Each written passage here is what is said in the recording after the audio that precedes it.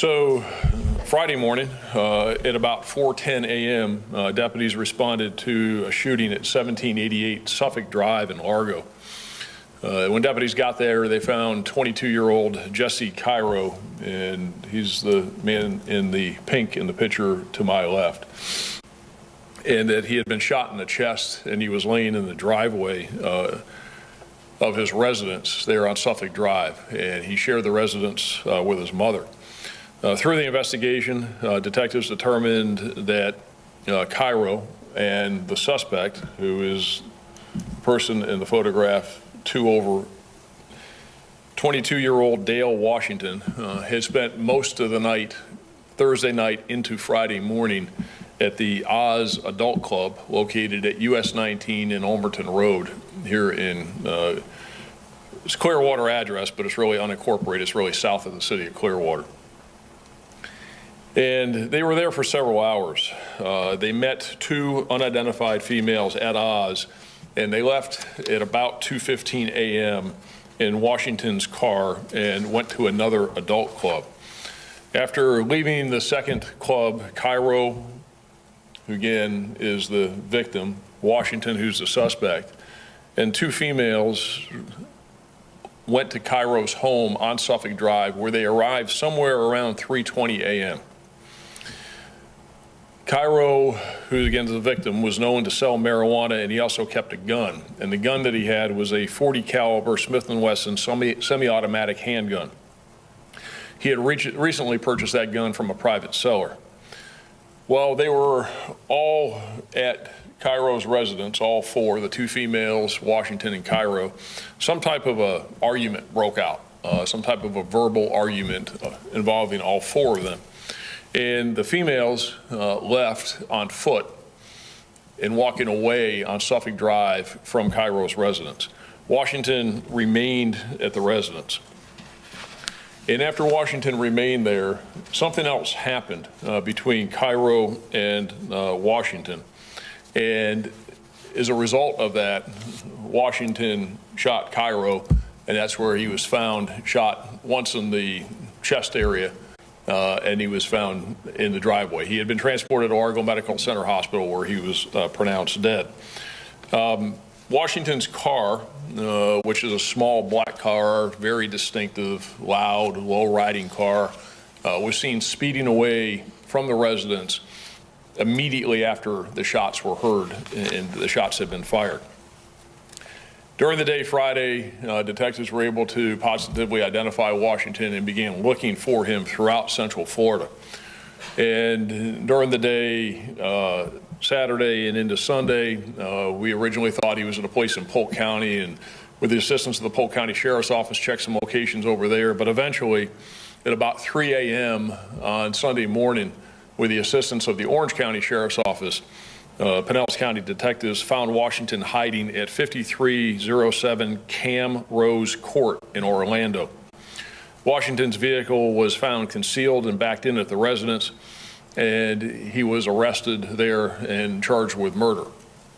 And a search warrant was executed at that residence, where we found a pretty significant amount of marijuana and also the .40 caliber Smith & Wesson handgun that belonged to the victim was found in the room where Washington was hiding at this residence in Orlando. Washington was booked into the Orange County Jail. He'll be returned to Pinellas County. Washington has 6 prior felony and 9 prior misdemeanor arrests for charges including carrying a concealed firearm, burglary, and drug distribution. The two females who were with them at Oz and the other club and that were present at the residence, we don't know who they are. And we really need help in identifying these two females. The board that's furthest to my left has 2 photographs on it that come from video at both of the adult clubs. Both of those are of the same female. We do not have video of the second female. Now, we're going to give you copies of the video, and we'll give you whatever photographs, and we ask that the public help us, because it's imperative that we find these two females, and somebody out there knows who this one woman is, and she's easily identifiable if somebody knows her from the video and from the photograph. So we really need the help of the public to identify her and have her either come forward or that we can find her because she's integral to the investigation. So we would like you to get that photograph out if people see it, to call Detective Redmond here at the Pinellas County Sheriff's Office Homicide Unit, or just call the main number for the Sheriff's Office, or you can call Crime Stoppers and provide any information about who that woman is. Again, this investigation also is ongoing. This homicide happened on Friday morning, unfolded during the weekend with the culmination of Washington's arrest in Orlando early Sunday morning. So, anybody have any questions on that one? Cairo and Washington know each other ahead of Oz, or did they also meet at Oz? They knew each other. There's a relationship there. And as far as Cairo goes, he's also selling marijuana, so he's a drug dealer. Both of them are drug dealers, and they ran in circles. And again, something happened over there.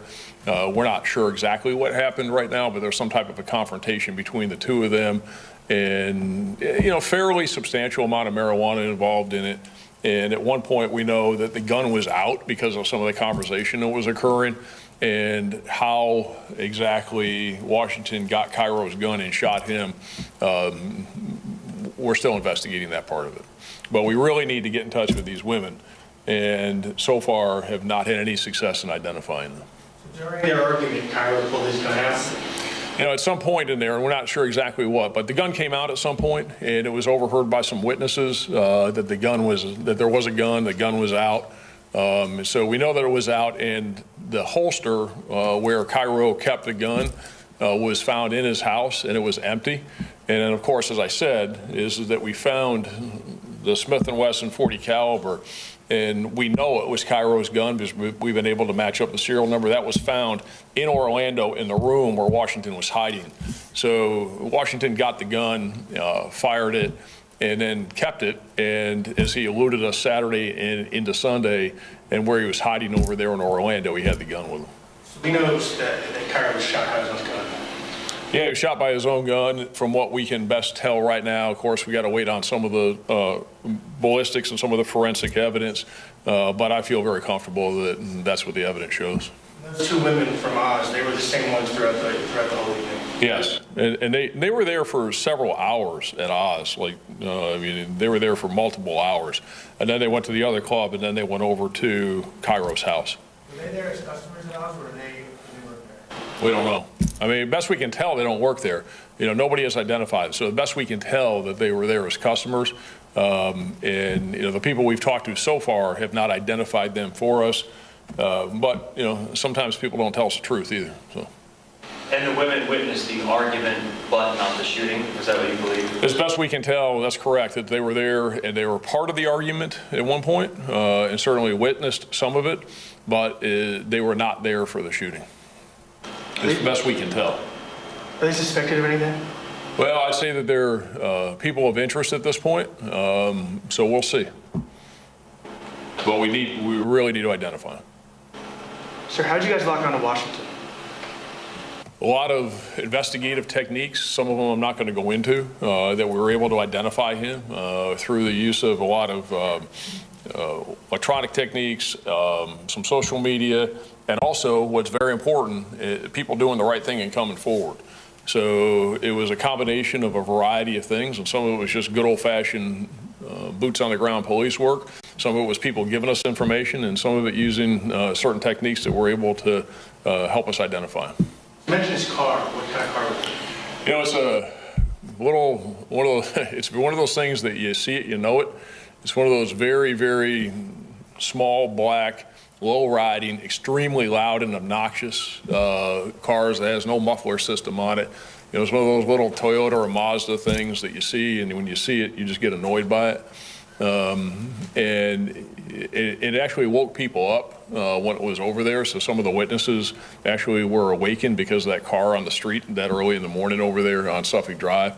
And he sped off, and we've got video of the car speeding off, and then we know he went down Bay Drive, and we've got a lot of video of it. And of course, looking for it throughout the weekend, and then finding it, that car backed in, and he tried to conceal it at the house over in Orlando. Washington's formal charge? second-degree murder. Again, at this point, they're both cases, they've both been charged at this point with second-degree murder, but that's under continued investigation and review, and we'll see where those charges and see if they're upgraded. See what bail given? $500,000. And all that marijuana that was found with him, do we believe that was Cairo's marijuana? Well, you know, we're still looking at that, you know, and we're not sure. There's an indication that Washington, the marijuana that Washington had, it might have been Cairo's marijuana. He might have stole it from him. It might have been part of a robbery of some sort. And again, that's all under investigation. But we know that Cairo was selling marijuana. He had a lot of money on him that he was flashing around in Oz. Washington also had a fair amount of money on him. So, you know, these were guys, young guys, 22 years old, both of them, that didn't have jobs. They were selling dope, living a little bit of a fast and loose lifestyle, hanging out in these adult clubs with a bunch of money and leading a bad life, doing things they shouldn't have been doing. And something happened between one of them, or between both of them, that caused one of them to shoot the other. And, you know, Cairo recently bought this gun. He's 22 years old, selling dope and carrying a gun. Those are all bad ingredients for disaster, and the disaster happened, and unfortunately, this 22-year-old kid's dead. We know, you mentioned a substantial amount of marijuana and cash. Can you quantify both of those? No, because it's still, some of it's packaged, and we haven't been able to unpackage it because of forensics work that needs to be done. So I'm not going to even guess or speculate on it, because sometimes it's hard to tell, especially with marijuana. It can be compressed and it can be very tightly packaged, and until we're able to do that. But I can tell you that it was definitely packaged for resale. I mean, we're not talking about just personal use amounts of marijuana, and the money that they had was consistent with